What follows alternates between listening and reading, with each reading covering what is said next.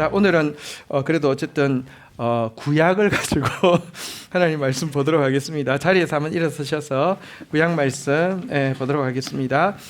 스가랴서 10장 1절 우리 한 목소리로 크게 받들어 읽도록 하겠습니다. 읽겠습니다. 시작. 봄비가 올 때에 여호와 곧 구름을 일게 하시는 여호와께 비를 구하라. 무리에게 소낙비를 내려서 밭의 채소를 각 사람에게 주시리라. 아멘. 자리에 앉겠습니다. 자, 신앙이 생긴다 혹은 신앙이 깊어진다는 것은 무슨 뜻이냐고 하면요, 은혜에 대한 깨달음이 생기고 정말 은혜가 아니면 안 된다라는 고백이 깊어지는 것과 동일합니다. 나에게 있는 모든 것이 은혜구나라는 사실이 진짜 깨달아지는 게 신앙이 생긴 거고 신앙이 깊어진 것이죠. 사실 우리에게 있는 모든 것이 하나님의 은혜가 맞습니다. 그런데 하나님은 이 소중한 은혜를 매일의 삶 가운데 이슬같이 주시기도 하지만 때때로 이보다 더 큰 은혜를 소낙비처럼 주실 때가 있습니다. 오늘은 한번 따라하겠습니다. 은혜의 소낙비가 내리리라. 은혜의 소낙비가 내리리라는 제목으로 하나님께서 언제 이 특별한 은혜를 주시는지, 그리고 그때를 위해서 무엇을 준비해야 되는지, 그리고 그때 우리의 삶에 어떤 변화가 일어나는지에 대해서 살펴봄으로 알면 사모하게 되거든요. 또 더욱 사모하는 시간을 가지기 원합니다. 자, 1절 우리가 읽어본 바대로 한번 따라하겠습니다. 봄비가 올 때에, 봄비가 올 때에라고 하면서 봄비가 내리는 때가 있다라고 이야기하고 있습니다. 그때 구름을 일게 하시는 여호와께 비를 구하라라고 명령을 하고 있는데요. 자, 여기 먼저 봄비가 올 때에라는 표현에 대해서 좀 살펴보도록 하겠습니다. 이스라엘은 열대우림처럼 시도 때도 없이 비가 내리는 지역이 아니죠. 또 우리나라처럼 사계절이 있어서 봄, 여름, 가을, 겨울 강수량은 차이가 있지만 4계절 다 어쨌든 비는 내리는 이런 기후도 아닙니다. 이스라엘은 우기와 건기가 딱 나누어져 있을 뿐 아니라 비가 내리는 때 외에는 비가 진짜 거의 한 방울도 내리지 않고요. 비가 내릴 때에는 여기 소낙비라고 번역되어 있는데요, 게셴이라는 단어인데 많은 비가, 큰 비가 내리는 그런 기후의 나라입니다. 에스겔서 34장 26절에도 소낙비는 때가 되어야 내린다라고 기록하고 있죠. 내가 그들에게 복을 내리되 내 산 사방에 복을 내리며 때를 따라 소낙비를 내리되 복된 소낙비를 내리리라. 은혜를 소낙비처럼, 축복을 소낙비처럼 부어주시는 특별한 때가 있다라고 이야기를 하고 있습니다. 자, 이스라엘에서는 소낙비가 내리는 때가 3번 딱 있습니다. 한번 따라하겠습니다. 이른 비의 때, 늦은 비의 때, 겨울 비의 때. 순서대로 하면 이른 비, 겨울 비, 늦은 비인데요. 이스라엘의 이 이른 비, 늦은 비, 이거를 좀 이해하기 위해서는 이스라엘의 농사 계절이 우리와 딱 반대입니다. 우리는 어느 계절에 심고 어느 계절에 거둡니까? 봄에 심고 가을에 거두죠. 우리한테는 이른 비는 봄비고 늦은 비는 가을비잖아요. 근데 이스라엘은 거꾸로입니다. 가을에 씨 뿌리고 봄에 거둡니다. 그래서 이른 비는 무슨 비일까요? 봄비. 이른 비는 죄송합니다. 가을비. 죄송합니다. 여러분은 정답을 이야기했구나는. 예, 그다음에 늦은 비는요, 봄비가 되고요. 그리고 이 중간에 겨울비가 내립니다. 이렇게 이 세 때의 비가 내리는데요. 이른 비는 파종기에 내려서 딱딱한 땅을 기경할 수 있게 하고 뿌리를 내리게 하는 비로 9월 말 10월 초에 내리는 가을비고요. 겨울비는 이제 식물이 쑥쑥 자랄 때 영양분을 주고, 특별히 이때는 비가 많이 내려서 저수조에 물을 채워 놓아서 사람과 짐승이 건기를 견딜 수 있게 해주는 비로 12월 달에 내리고요. 마지막으로 늦은 비는 추수기 앞두고 내려서 곡식을 연걸게 하고 충실하게 하는 비인데, 이 비가 3월 4월 초에 내리는 봄비인데요. 오늘 1절에 보면 봄비가 올 때에 라고 이야기했습니다. 이 비는 이른 비입니까? 늦은 비입니까? 늦은 비잖아요. 그죠? 자, 이 늦은 비가 올 때에 이 이야기입니다. 다시 말하면 추수기에 많이 내리는 소낙비를 이야기합니다. 이 기간 외에는 비가 없다고 했는데 비는 없는데요. 대신에 아침마다 이슬이 내리고 있습니다. 성경에서는 이슬도 은혜를 상징하고 여기 소낙비도 은혜를 상징하는데요. 이슬은 일상적인 은혜를 상징하죠. 매일 아침 여러분 GT를 묵상하고 그것 가지고 기도를 올려드리는 거 여러분의 삶 가운데 이슬 같은 은혜를 덧입는 시간입니다. 하지만 이것만 잘하고 있다고 되는 것은 아닙니다. 각 개인에게도 공동체에도 때가 있습니다. 씨를 뿌려야 될 때가 있고요. 자라야 할 때가 있고요. 그래서 물이 많이 필요한 때가 있고요. 열매를 맺어야 할 때가 있는데요. 이때는 이슬비 같은 은혜만으로는 절대 안 되고요. 반드시 이른비, 겨울비, 늦은 비 같은 은혜의 소낙비가 필요합니다. 바로 이때에 우리한테 하라고 하신 일이 무엇입니까? 한번 따라가겠습니다. 구름을 일게 하시는 여호와께 비를 구하라. 자, 비를 구하라. 이 소낙비를 구하라. 이렇게 이야기하고 있습니다. 자, 여기 비를 구하라는 명령이 무엇을 의미하는지를 좀 생각해 보겠는데요. 첫 번째는요. 한번 따라하겠습니다. 은혜 주시기를 강청하라. 한번 생각해 보십시오. 봄비 때가 되면 비가 내린다고 했어요. 그냥 기다리면 돼요. 그런데 이상합니다. 봄비 때가 되면요. 봄비가 올 때에 비를 구하라라고 되어 있습니다. 여기 구하라라는 단어의 뉘앙스는 보면요. 성경에 구하라 주실 것이요. 찾으라 찾을 것이요. 문을 두드리라 열릴 것이라고 했던 바로 그 표현인데요. 아주 강한 뉘앙스입니다. 은혜, 비가 지금 소낙비 같은 은혜가 내릴 때, 복된 비가 내릴 때가 되면은 무엇 해야 되느냐? 은혜 주시기를 강청하라라고 이야기하고 있습니다. 실제 믿음의 지도자들을 보면 꼭 이렇게 했습니다. 은혜의 소낙비가 내리려고 하면 강청 기도를 합니다. 열왕기상 18장 41절에 보면요. 엘리야가 이제 갈멜산에서요. 이 바알 아세라 선지자 우상들을 이렇게 제거하고 나서 이야기합니다.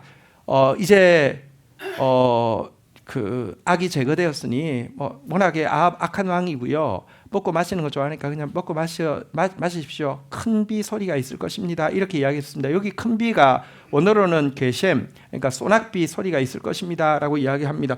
하나님의 은혜의 때가 이제 될 것이고 이제는 하나님께서 은총을 베푸실 것이라는 이야기를 했습니다. 자, 그러면 저도 좀 배가 고프니까 같이 먹고 마시겠습니다라고 하지 않고요. 그 다음 절 42절에 보면요.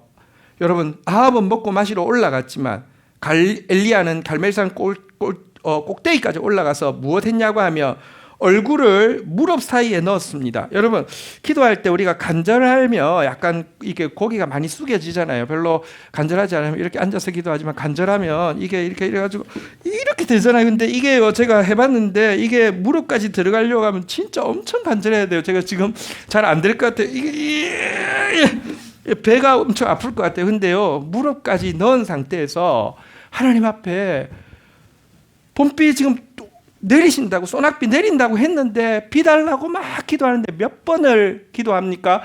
사원한테 무슨 변화가 없냐고 몇 번 물어봤습니까? 7번. 7번을 기도했다는 것은 진짜 사투를 한 것입니다.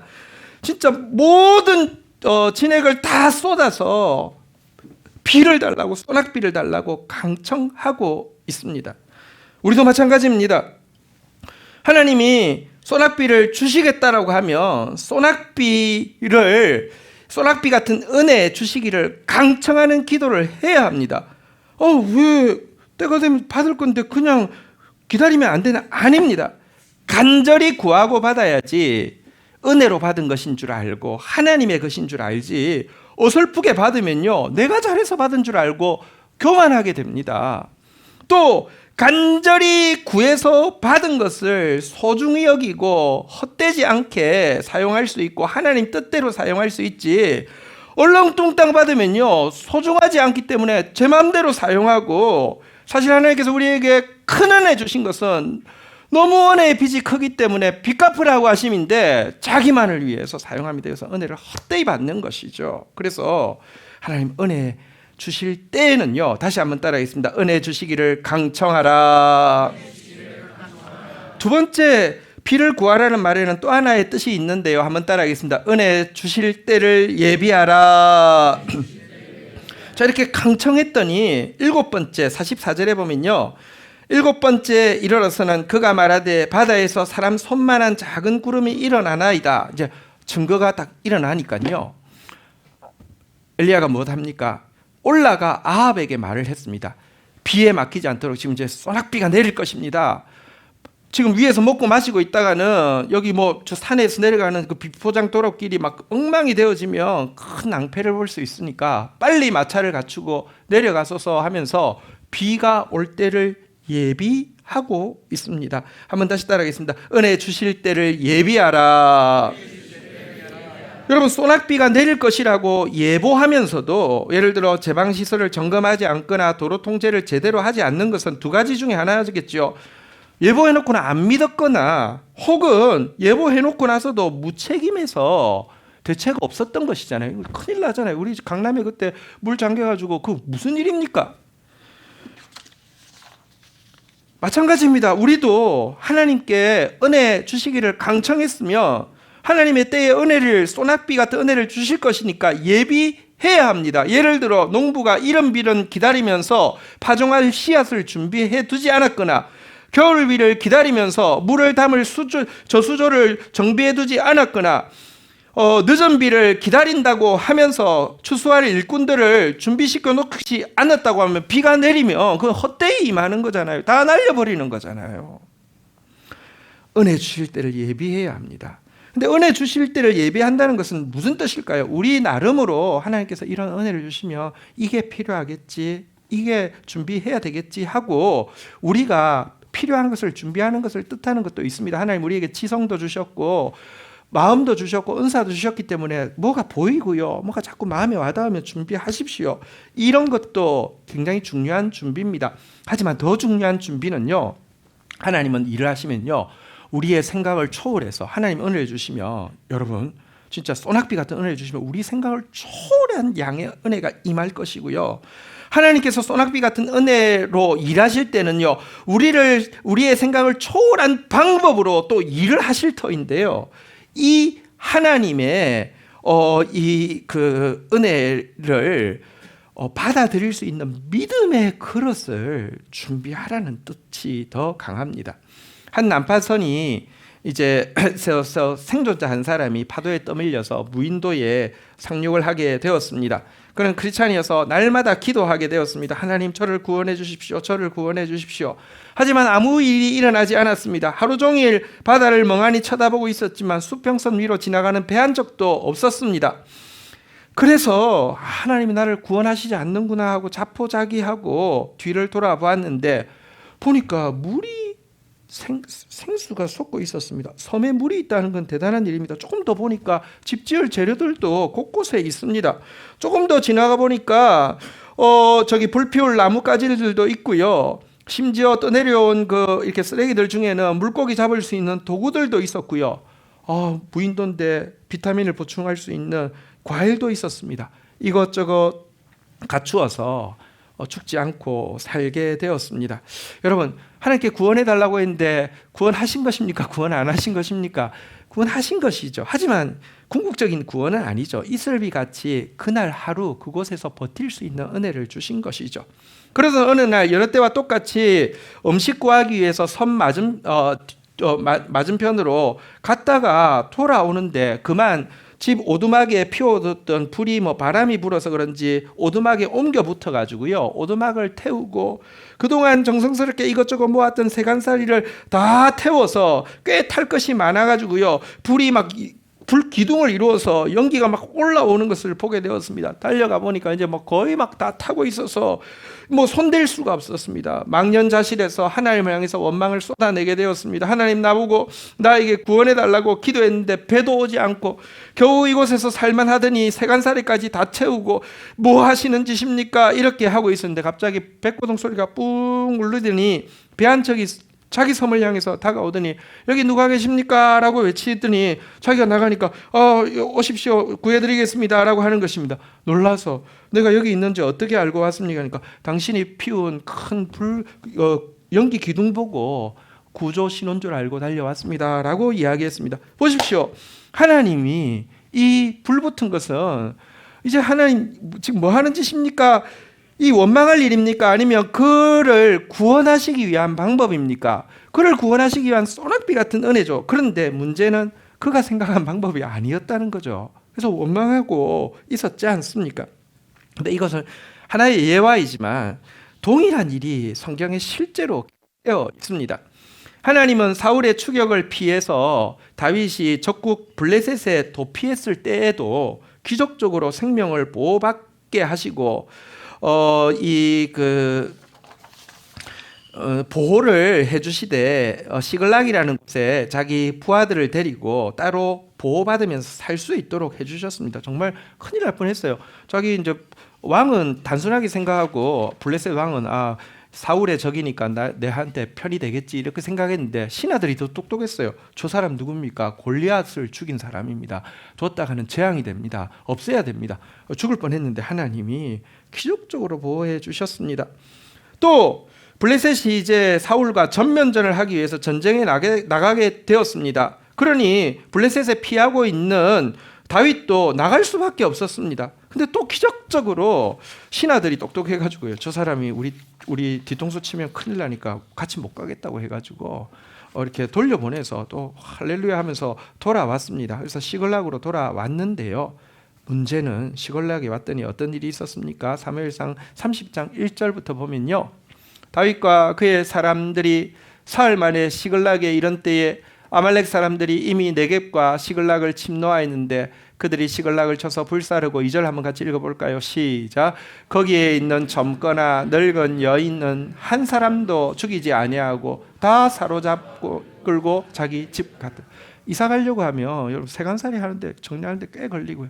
세간살이 정리하는데도 걸리지만 뭐 이렇게 애가 있거나 어른들이 있으면 그분 이렇게 막 준비시키는 거 오래 걸리잖아요, 그죠? 근데 여러분 집은 세간살이는 다 불탔고 사람들은 다 잡아가서 아무도 없게 되었습니다. 이게 무슨 일입니까?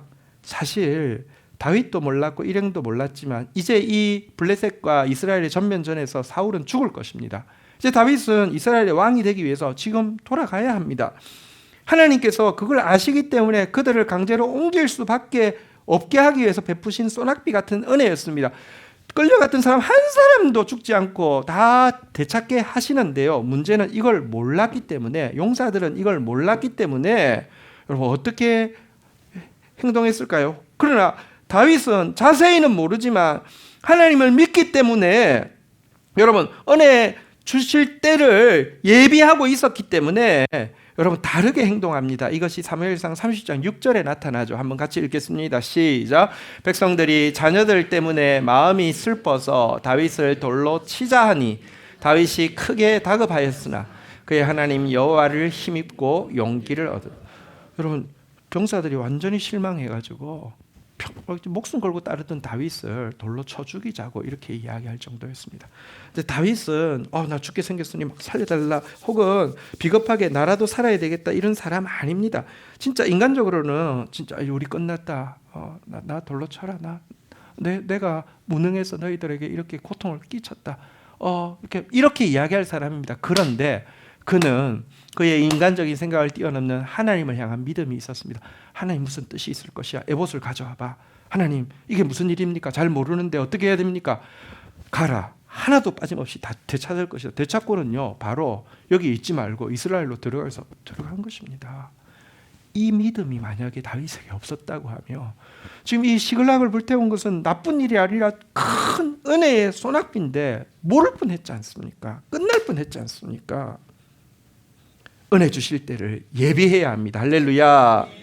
자, 이제 은혜 주시기를 강청하고 은혜 주실 때를 예비하면 소낙비가 내릴 것인데요. 소낙비가 내릴 때 일어나는 일 두 가지를 살펴보면서 우리가 기대하는 마음으로 더욱 하나님 앞에 강청하고 예비하기를 원하는데요.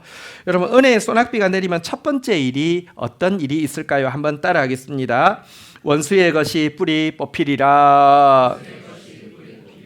소낙비가 내리면 좋은 게 있습니다. 제가 고흥에 이제 집필실에 내려갈 때 비가 막 내릴 때가 있습니다. 엄청 기분 좋습니다. 아침만 기다립니다. 왠지 아십니까?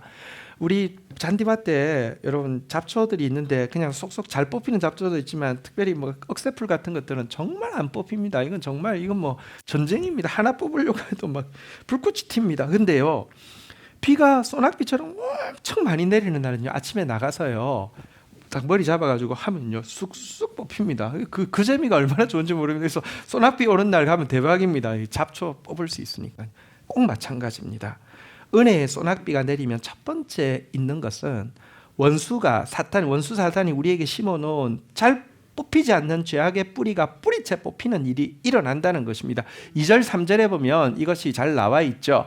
드라빔은 허탄한 것을 말하며, 이 드라빔이라는 우상인데요, 우상은 우리가 막 목표로 삼고 있는 우상은 자꾸 헛된 것을 우리한테 계속 말하죠. 복술자는 이 무당을 이야기하죠. 진실하지 않은 것을 보고 거짓 꿈을 말한 적, 자꾸 거짓말로 헛된 희망을 가지게 하고 헛된 목표를 향해 나아가게 합니다. 그 위로가 헛됨으로 백성들이 양같이 유리하며 목자가 없으므로 공고를 당하나니. 그러니까 우리가 이 드라빔 같은 우상, 복술자 같은 무당들 헛된 말, 헛된 위로 쫓아가기 때문에 끊임없이 유리하고 끊임없이 마음이 공고하고 피곤하게 되는데요, 이거 안 끊어진다니까요. 자꾸 거짓 위로라도 위로받고 싶고요, 거짓 꿈이라도 그 꿈 가지고 싶고요, 허탄한 말이라도 믿고 싶기 때문에 끊임없이 유리하고 공고를 당했습니다. 하지만 은혜의 소낙비가 내리면요, 3절 한번 볼까요? 3절 앞부분까지 같이 읽겠습니다. 시작. 내가 목자들에게 노를 바라며 내가 순념소들을 벌할. 이런 거짓 목자들이, 순념소는 거짓 리더를 이야기합니다. 양인 척하면서 앞서가 잘못된 것으로 인도하는 거짓 리더를 이야기합니다. 지금 거짓 목자들 있죠, 거짓 리더들 있죠. 한국 교회에도 거짓 목자, 거짓 리더가 복음을 얼마나 더럽히고 있는지 모릅니다. 그런데 이거 하나님께서요, 은혜의 소낙비를 주시면요, 벌하시고 잡초 뽑듯이 하나님의 진노 앞에서 끝날 것이다 라고 이야기를 하고 있습니다. 이것 역시 구약에 보면 신뢰가 있습니다. 에스라 시대에 일어났던 개혁운동에서 똑같은 일이 일어났음을 보게 됩니다. 스가랴서 10장 9절에 보면요, 게셈 큰 비가 내리고 있습니다. 유다와 베냐민 모든 사람이 3일 내에 예루살렘에 모이니 때는 9째 달 20일이라 무리가 하나님의 성전 앞 광장에 앉아서 이 일과 큰 비 때문에 떨고 있더니, 여러분 은혜를 받고 너무 기뻐서 3일 만에 다시 모였습니다. 그런데 이번에는요, 여기 9째 달이란 유대력을 이야기하고 기슬르월이라는 달이고 우리로 이야기하면 12월 달입니다. 12월 달에 내리는 비가 뭐라고요? 겨울비. 여기 큰 비가 게셈이라고 되어 있습니다. 겨울 소낙비가 내리는데요, 그들이 모였는데 겨울 소낙비가 너무 많이 내리니까 굉장히 좀 두려움과 떨림이 있는 상태였습니다. 이때 제사장이 10절에 일어납니다. 제사장 이스라가 일어나 그들에게 이르되 너희가 범죄하여 이방 여자를 아내로 삼아 이스라엘의 죄를 더하게 하였으니 11절 이제 너희 조상들의 하나님 앞에서 죄를 자복하고 그의 뜻대로 행하여 그 지방 사람들과 이방 여인을 끊어버리라 하니 12절 같이 한번 읽도록 하겠습니다. 시작. 모든 회중이 큰 소리로 대답하여 이르되 당신의 말씀대로 우리가 마땅히 행할. 생각해 보십시오. 오랫동안 포로 생활하면서 이방 사람들하고 그냥 자연스럽게 섞여서 살고 결혼하고 자식 낳고 이렇게 와 있는데 이거 끊는 거, 이게요 여러분 억새풀 뽑는 것보다 훨씬 더 힘들지 않겠어요?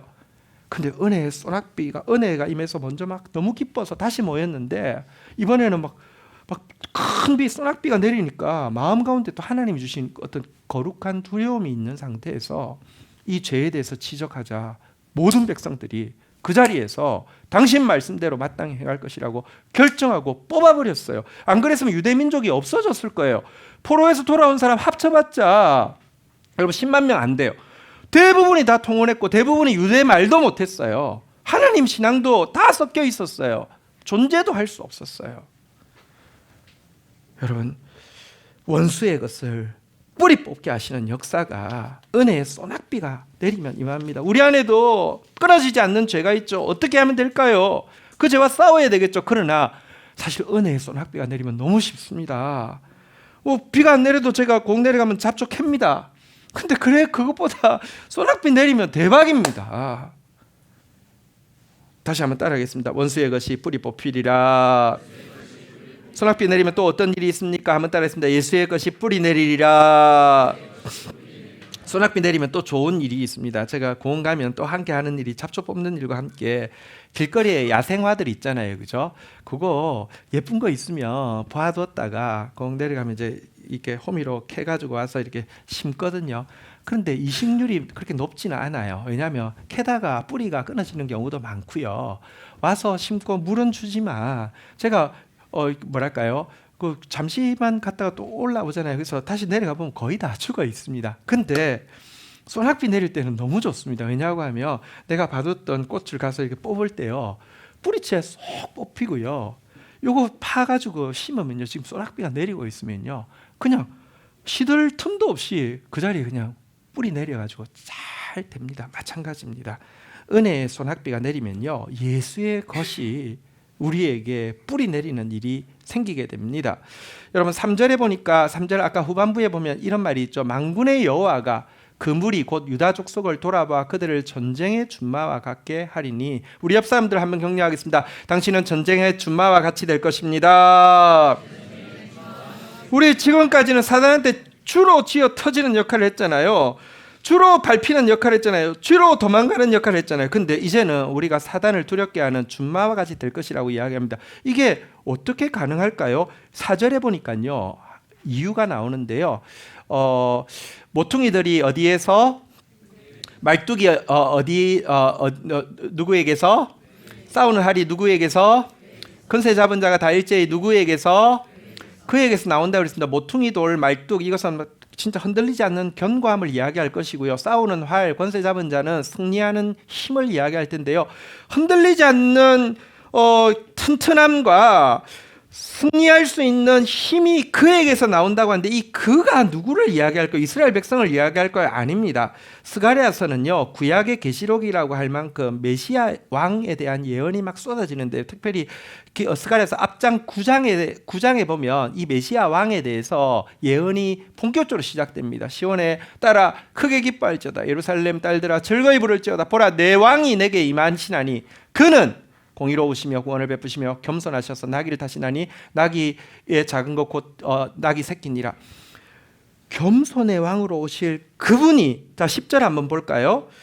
내가 에브라임의 병거와 예루살렘의 말을 끊겠고 전쟁하는 활도 끊으리니 그가 이방 사람들에게 화평을 전할 것이요 그의 통치는 바다에서 바다까지 이르고 유브라데 강에서 땅끝까지 이르리라. 보십시오.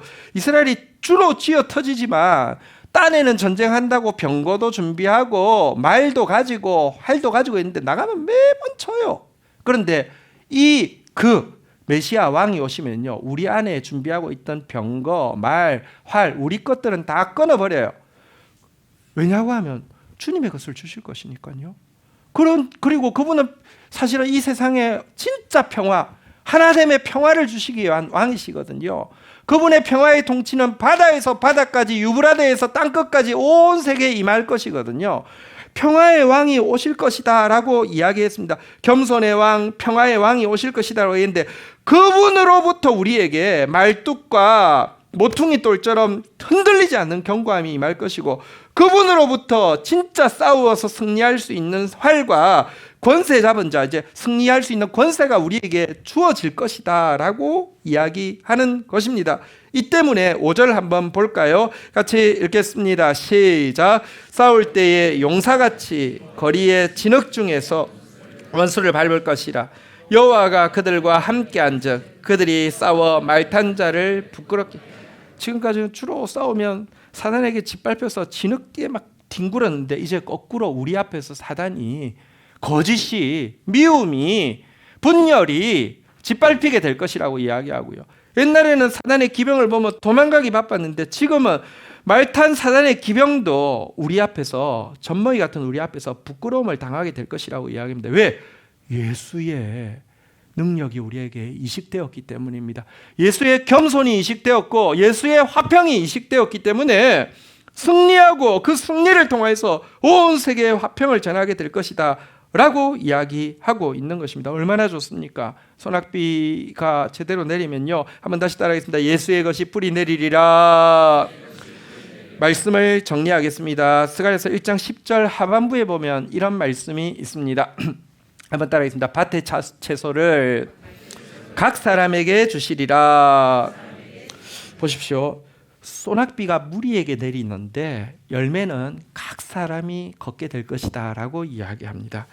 신자는 지혜가 있어야 됩니다. 먼저 하나님의 나라와 하나님의 뜻이 이 땅 가운데 이루어지기를 위해서 기도합니다. 먼저 하나님의 교회가 하나님의 나라를 위해서 세우신 이 땅의 포스트잖아요. 이 포스트가 강건하게 하나님의 사명을 감당할 수 있도록 위해서 기도하고 싸웁니다. 그렇게 되면 각자에게 여러분 채소가 주어지게 하십니다. 많은 사람들이 거꾸로 순서를 거꾸로 해요. 내 거 먼저 하고 나서 하나님 거 한다고 생각합니다. 끝이 없어요. 탐욕 때문에도 끝이 없고 이게 순서가 아니기 때문에 안 채워져요.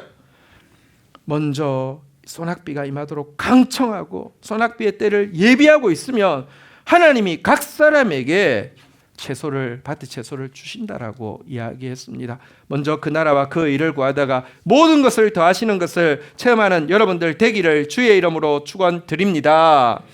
때는 어떻게 우리가 할 수 없지만 지금 하나님이 때가 되었다라고 이야기합니다. 결실하는 것도 우리가 어떻게 할 수 없지만 결실하게 하시는 하나님께 기도하는 일은 우리가 해야만 하는 일입니다. 여러분, 성경에서 말씀은 부족하지만 주의 종이 진실한 마음으로 받을 때 그것이 그대로 이루어지는 예언으로 변할 때가 있습니다. 고린도후서 6장 1절에 보면요, 우리가 하나님과 함께 일하는 자로서, 부족하지만 제가 하나님과 함께 일하는 자로서 너희에게 권하노니, 권할 말이 있습니다.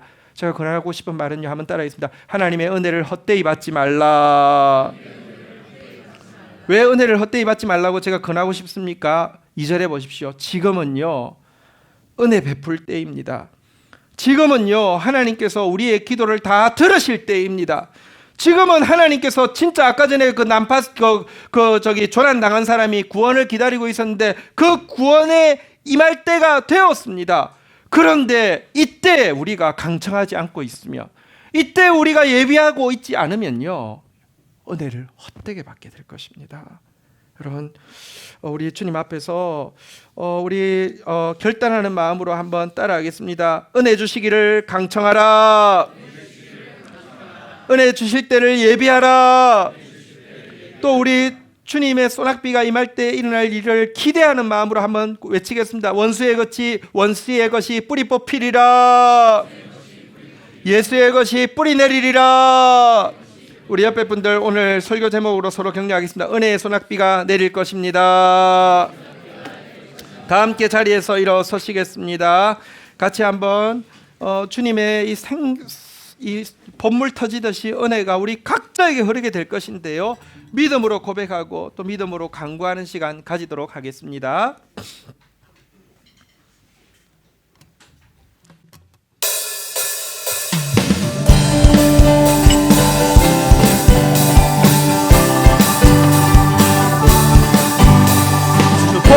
주포자로부터 물이 흘러 닿는 곳마다 새로워지네. 골짜기를 지나 들판으로 생수의 강물 흘러넘치네. 주님의 강이 우릴 즐겁게 해. 주님의 강이 춤추게 해. 주님의 강이 우릴 새롭게 해. 기쁨으로 충만케 하네. 주님의 강이 충만케 되네. 닿는 자마다 치유케 되네. 그 강변에 있는 병든 자들 주 혈급하며 돌아오리라. 주님의 강이 우릴 즐겁게 해. 주님의 강이 춤추게 해. 주님의 강이 우릴 새롭게 해. 기쁨으로 충만케. 바로 하겠습니다. 주님의 산에 올라가리. 주 계신 보좌 찾으러 그 강변에 줄이 다 달려가서 춤추며 주 찬양하리. 주님의 강이 우리 즐겁게 해. 주님의 강이 춤추게 해. 주님의 강이 우릴 새롭게 해.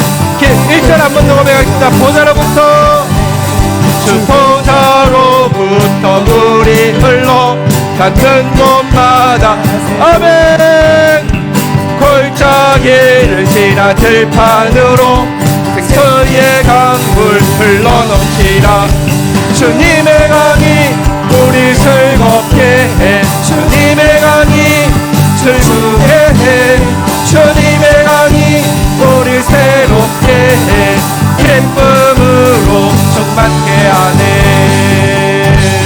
주님의 강이 우리 즐겁게 해. 주님의 강이 춤추게 해. 주님의 강이 우리 새롭게 해. 기쁨으로 충만케 하네. 성령의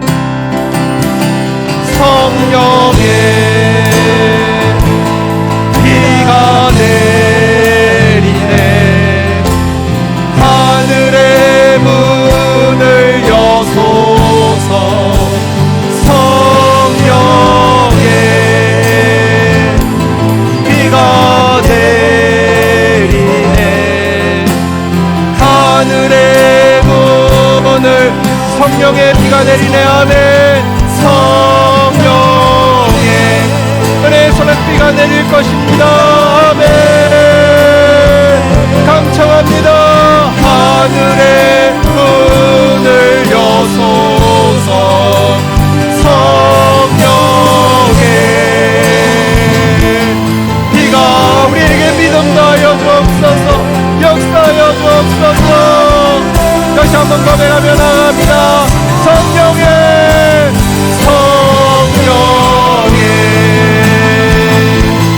비가 내리네. 하늘의 문을 여소서. 성령의 비가 내리네. 우리가 함께 주의 이름 고백하며 기도하며 나가도록 하겠습니다. 하나님 감사합니다. 정말 아니지만 사실 우리의 죄로 보며 메말라 죽어 마땅하지만 지금까지도 이슬 같은 은혜를 주셔서 보존시켜 주시고 주님의 때가 되었다 이야기하시며 은혜의 소낙비를 예비하고 계신 주님, 은혜 주시기를 강청하라고 오늘 우리에게 명령하시고 은혜 주실 때를 예비하라고 오늘 우리에게 말씀하여 주신 주님, 원수의 것은 뿌리 뽑힐 것이며 예수의 것은 뿌리 내릴 것이라고 또 소망을 허락하여 주신 주님, 주님 함께 기도하게 하여 주시옵소서. 그래서 각 사람에게 하나님께서 결실케 하시는 이 위대한 구원의 역사를 다 함께 볼 수 있도록 은혜를 허락하여 주시옵소서. 우리로부터 시작되어진 참된 복음이 흘러서 닿는 곳마다 살리고 새롭게 하며 특별히 상처받고 정말 해결의 방법이 보이지 않는 이 민족 가운데 치유와 회복과 화평의 역사가 임하게 하게 하여 주시옵소서. 예수 그리스도의 이름으로 기도 올립니다. 아멘.